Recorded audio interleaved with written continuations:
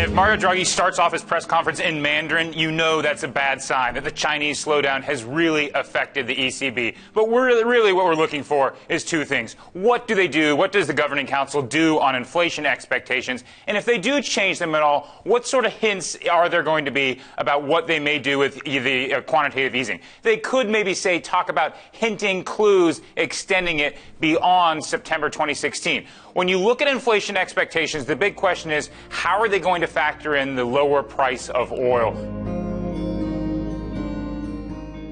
The reduction in oil, although it does dent inflation forecasts, is clearly going to be good for Eurozone GDP.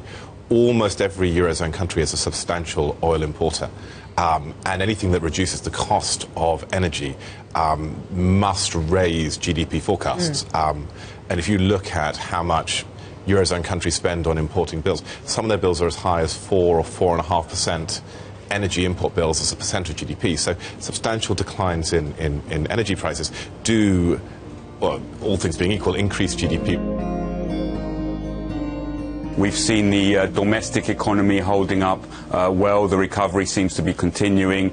We've also seen core inflation bottoming out, and that's why, on balance, we think that they will, keep policy on hold today, while keeping the door for additional quantitative easing wide open.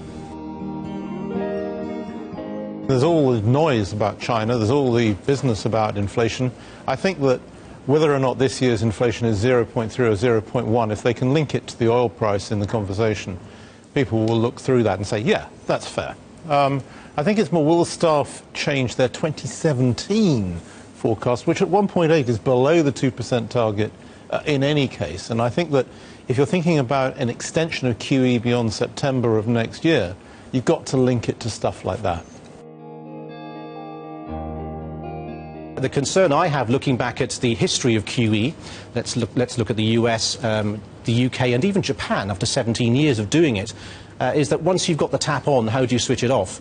And I think the big question going forward, as central banks start to normalise policy, is how on earth do they start switching off QE at a time when controlling your debt as a share of GDP is still important?